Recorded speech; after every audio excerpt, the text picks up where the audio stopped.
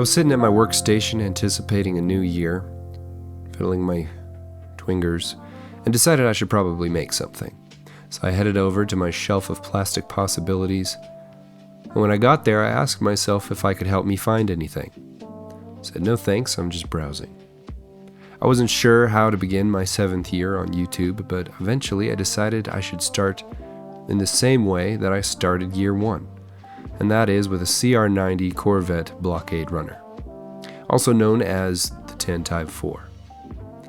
If you love one-take voiceover attempts with plenty of mistakes and early YouTube lack of self-confidence, you'll probably love that video. I've decided to emulate that in this video for old time's sake, although this project will not be as involved. That was a fun way to start YouTube, honestly.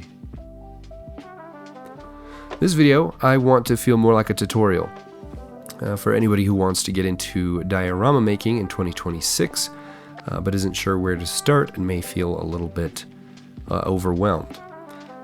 Luckily, dioramas are very easy. And a great place to start is with a small kit like this one, or with an action figure, or a toy that you have lying around that you just want to put on some terrain and give it a little bit cooler of a display. A tool suggestion that I would give you right off the bat would be nippers and an X-Acto blade. It's kind of a toss-up between the two, which one I use more, but neither of them are that expensive, so I would just say it's worth getting both. And if you're a Star Wars fan, like me, or even if you're not, or if you used to be, Bondi Snap Fit kits are pretty sweet. You don't need glue to keep them together, which is a huge win. Most of my frustration with model kits comes from fiddling with tiny little pieces and having to use plastic cement or glue. But with these kits, that's not a problem. I did want to take this ship and cut it into 3 pieces, just like that original game board I made. But because it is snap fit, if you cut it into pieces, it's very likely that it will just explode.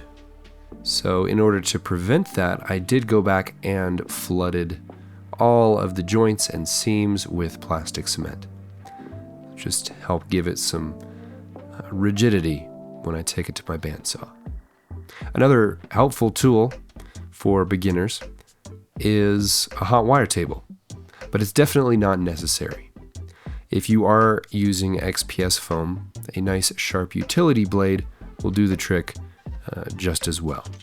It's not as fast, and you can't recreate cuts as easily, but it works just fine. I have an OFA handle that uses interchangeable blades, and that thing's been running strong for like 6 years now. Also, I did get a little sick over Christmas, which is why my voice sounds the way it does. But another recommendation for tools for beginners would be some form of a rotary tool. I have a couple Dremels, and you can swap out the tip on these tools to use in many different ways, but in this case, I was using it to create the damage for where the pieces of the ship would have been ripped apart. Next, I chopped off the head of the ship, and it was time to glue everything in place using some foam-safe super glue.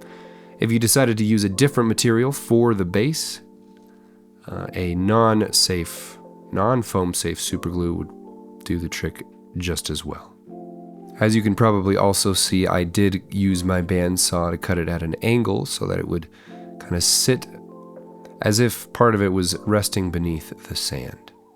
Once that had been glued in place, it was time to apply a terrain paste.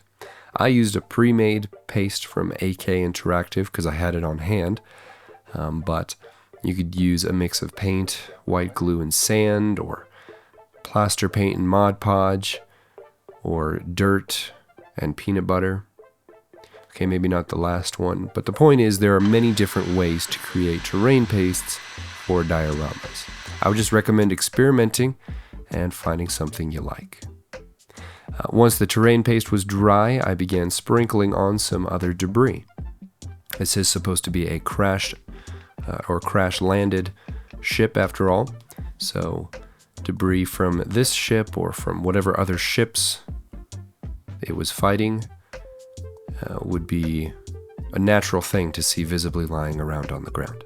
That's another tip for beginner diorama makers. Try and make your dioramas believable. They don't have to be realistic, but believability always adds to the storytelling and usually to the visuals as well. With a debris field surrounding my ship, it was then time to paint. And for most of you, I would just recommend priming with a spray paint can. Just be sure that all the foam elements have been protected with a layer of like Mod Podge or white glue first.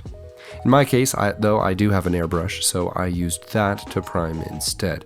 And I would recommend getting an airbrush, just for the speed and the convenience of having one.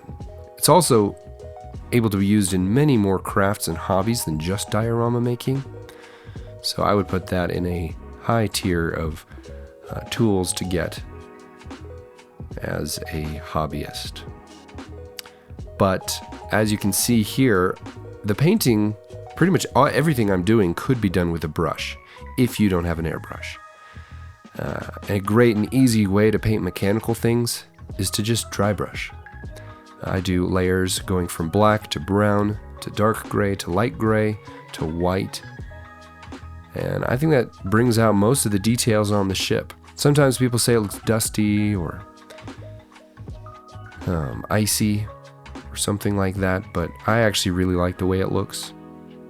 And after a little bit of cleanup at the end using a brush for those individual colors, and it just kind of helps smooth out some of the more harsh areas, I think this is a great and easy method that almost anybody can do with almost no experience whatsoever.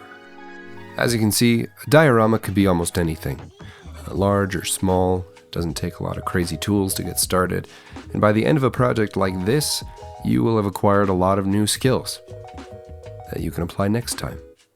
And the next time you can do something different, maybe a different scale. You can include greenery, maybe lighting elements or resin, and each time you can press yourself to improve and try something new. And don't worry about stopping before it's perfect, just stop when it's done, and then you can just call it good.